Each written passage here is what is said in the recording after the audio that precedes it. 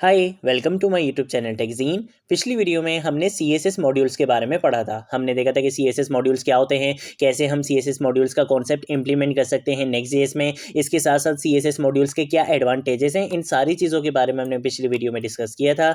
अगर आप लोगों ने अभी तक पिछली वीडियो नहीं देखी है तो काइंडली पिछली वीडियो को ज़रूर देख लेना। इस वीडियो में हम बात करेंगे स्टाइलिंग के एक और बहुत इंपॉर्टेंट कॉन्सेप्ट के बारे में, जिसका नाम है कंडीशनल स्टाइलिंग। हम कैसे कंडीशन की बेसिस पर स्टाइलिंग को अप्लाई कर सकते हैं, इन सारे इंपॉर्टेंट कॉन्सेप्ट्स को हम इस वीडियो में डिस्कस करेंगे। ये वीडियो भी स्टाइलिंग से रिलेटेड बहुत ज़्यादा इंपॉर्टेंट है, आप लोगों के बहुत ज़्यादा काम आएगी ये वीडियो। तो इस वीडियो को स्टार्टिंग से लेकर एंड तक ज़रूर देखना, ठीक है। सबसे पहले काम ये कर लेते हैं कि एक न्यू राउट बना लेते हैं, ठीक है। तो मैं काम ये करूंगा कि इस ऐप फोल्डर में आऊंगा, यहाँ पर आकर मैं क्या करूंगा, कंडीशनल स्टाइलिंग के नाम से एक राउट बना लूंगा, ठीक है। तो कंडीशनल, और उसके बाद मैं यहाँ पे क्या लिखूंगा, डैश स्टाइलिंग लिखूंगा, ठीक है। जिस नाम से मुझे राउट बनाना होता है उसी नाम से मुझे यहाँ पे फोल्डर बनाना होता है। तो मैंने यहाँ पे इस नाम से एक फोल्डर बना लिया। इसके अंदर हमें किस नाम से फाइल बनानी होती है, page.js के नाम से फाइल बनानी होती है। देखो मैं हर वीडियो में आपको ये सारी चीज़ें दोबारा से इस वजह से करके दिखाता हूँ, बिल्कुल स्क्रैच से हर चीज़ इस वजह से करके दिखाता हूँ, ताकि आप लोग बार बार प्रैक्टिस करो, बार बार इन चीज़ों को देखो और आप लोग मास्टर हो जाओ इन चीज़ों में, ठीक है। तो मैं इन फाइल्स को यहाँ पे कर दूंगा क्लोज। यहाँ पर अगर मैं क्या करूँगा, RAFCE लिखूंगा,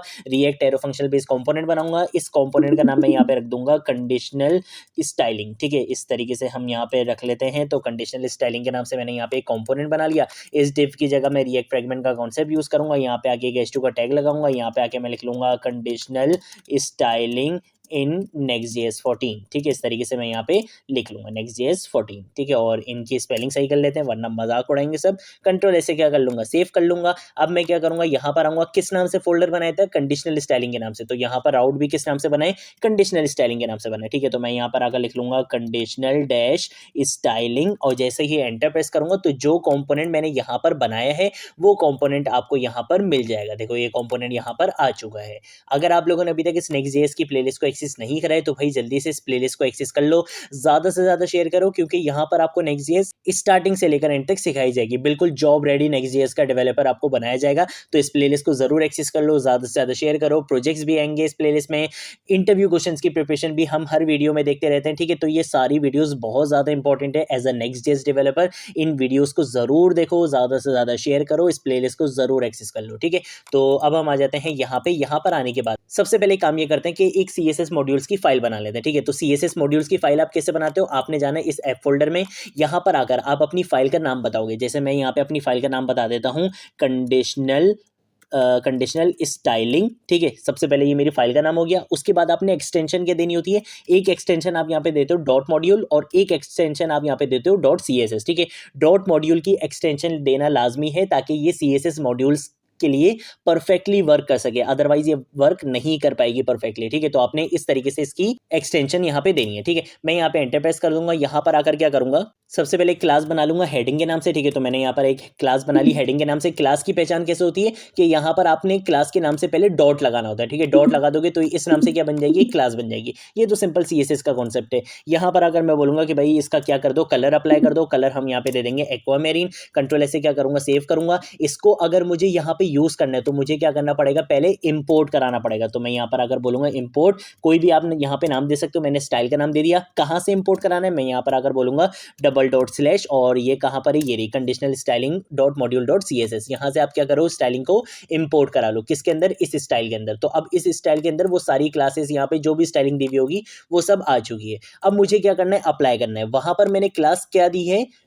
हेडिंग के नाम से। तो यहाँ पर भी मुझे क्या यूज करना पड़ेगा, क्लास नेम का एट्रीब्यूट यूज करना पड़ेगा। यहाँ पर आकर मैं क्या करूंगा, सबसे पहले तो कर्ली बेसिस का यूज करूंगा। यहाँ पर अगर बोलूंगा कि भाई स्टाइल के अंदर किस नाम से क्लास है, हेडिंग के नाम से क्लास है, उसको क्या करो, इस पे अप्लाई कर दो। तो कंट्रोल से सेव करूंगा, चलकर आपको दिखाऊंगा। तो यहाँ पे आप देख सकते हो कि इसकी स्टाइलिंग अप्लाई हो चुकी है, ठीक है।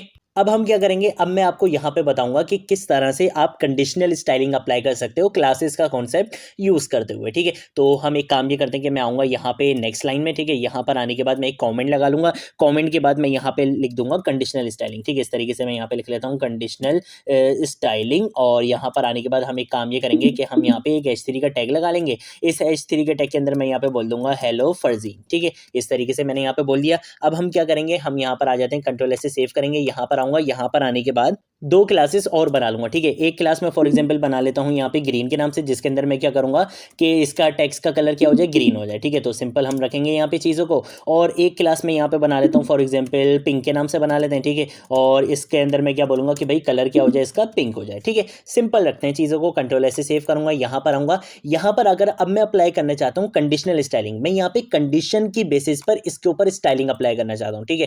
तो सबसे पहले काम ये करते हैं कि मैं यहाँ पर अगर यूज़ करूँगा क्लास नेम का एट्रीब्यूट, ठीक है। इसके अंदर मैं क्या बोलूंगा, यहाँ पे कंडीशनल की बेसिस पर स्टाइलिंग को अप्लाई करूंगा। उससे भी पहले काम ये करते हैं कि हम कुछ इस तरह से काम करेंगे कि हम यहाँ पे बना लेते हैं एक यूज स्टेट का हुक इंपोर्ट करा लेते हैं, ठीक है। अब वो क्यों कर रहा हूँ उसका आपको भी समझ में आ जाएगा। मैं काम ये करता हूँ कि मैं यहाँ पर अगर यूज स्टेट हुक को इंपोर्ट कराऊंगा, इसके अंदर इनिशियल वैल्यू यहाँ पे मैं दे दूंगा ब्लू, ठीक है। मैंने यहाँ पे इनिशियल कलर यहाँ पे क्या दे दिया है, ब्लू दे दिया है, ठीक है। और यूज स्टेट हुक को आप यूज कैसे करते हो कि आपने यहाँ पे एरे डिस्ट्रक्चरिंग का कॉन्सेप्ट यूज करना होता है। मैं यहाँ पे कॉन्स का कीवर्ड लिखूंगा, एरे डिस्ट्रक्चरिंग का कॉन्सेप्ट यूज करूंगा, यहाँ पे अपनी स्टेट का नाम दे दूंगा फॉर एग्जाम्पल कलर, ठीक है। और फंक्शन का नाम मैं यहाँ पे दे दूंगा सेट कलर, ठीक है। और यहाँ पे आपको इक्वल टू का साइन यूज करना पड़ता है, ठीक है। तो मैंने स्टेट बना लिया कलर के नाम से, जिसके अंदर इनिशियल वैल्यू क्या है, ब्लू है।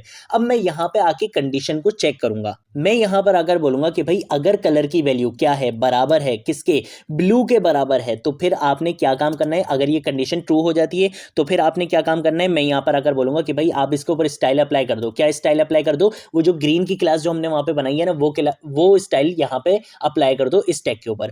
और अगर इस स्टेट की वैल्यू ब्लू नहीं है तो फिर आपने क्या काम करना है, मैं यहाँ पर अगर बोलूंगा स्टाइल, और यहाँ पे आके मैं बोलूंगा कि भाई इसके स्टाइल क्या कर दो, आप पिंक कलर कर दो, ठीक है। और इस फंक्शन का नाम हमें यहाँ पे सेट कलर कुछ इस तरीके से रखना है। यहाँ पर अगर मैं क्या करूंगा, एक बटन भी बना लूंगा, ठीक है। तो एक बटन हम यहाँ पे बना लेते हैं, इस बटन का नाम मैं यहाँ पे रख दूंगा चेंज कलर, ठीक है। चेंज कलर के नाम से हमने यहाँ पे एक बटन बना लिया। इस पर मुझे क्या लगाना है, ऑन क्लिक का इवेंट लिस्टनर लगाना है। आपको पता है कि जब भी आप इवेंट लिस्टनर यूज करते हो तो आपको अपने कंपोनेंट को क्या बनाना होता है, क्लाइंट कंपोनेंट बनाना होता है। तो उसके लिए आपको यहाँ पे क्या लिखना पड़ेगा, यूज क्लाइंट का डायरेक्टिव यूज करना पड़ेगा, ठीक है। तो मैंने यहाँ पे यूज क्लाइंट का डायरेक्टिव भी यूज कर लिया। और अब मैं यहाँ पर आऊंगा, यहाँ पर आने के बाद मैं एक एरो फंक्शन बनाऊंगा और मैं बोलूंगा कि भाई इसके कॉल होने पर आपने क्या करना है, सेट कलर को कॉल करवाना है। और ये सेट कलर क्या करेगा, कलर की वैल्यू को सेट कर देगा। क्या सेट करेगा, फॉर एग्जाम्पल मैं यहाँ पे रख देता हूँ रेड, ठीक है। ये क्या करेगा, रेड सेट कर देगा। अब आप देखो, अभी कलर की इनिशियल वैल्यू क्या है, ब्लू है। यहाँ पे कंडीशन क्या होगी, ट्रू होगी।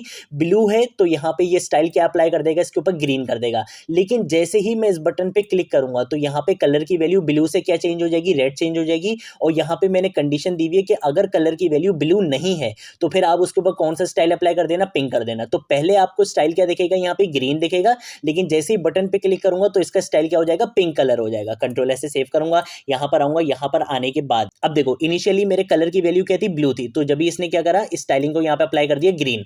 लेकिन जैसे ही बटन पे क्लिक करूंगा तो देखो इसकी स्टाइल क्या हो चुकी है, यहाँ पे चेंज हो चुकी है और इसकी स्टाइलिंग यहाँ पे पिंक हो चुकी है। तो इस तरह से आप कंडीशनल स्टाइलिंग भी अप्लाई कर सकते हो। आप कंडीशन की बेसिस पर भी अपने कंपोनेंट में स्टाइलिंग को अप्लाई कर सकते हो। ये बहुत सिंपल और एक बेसिक एग्जांपल है, लेकिन आपको कॉन्सेप्ट यहाँ पे मिल गया कि किस तरह से आप कंडीशनल स्टाइलिंग को अप्लाई कर सकते हो, ठीक है।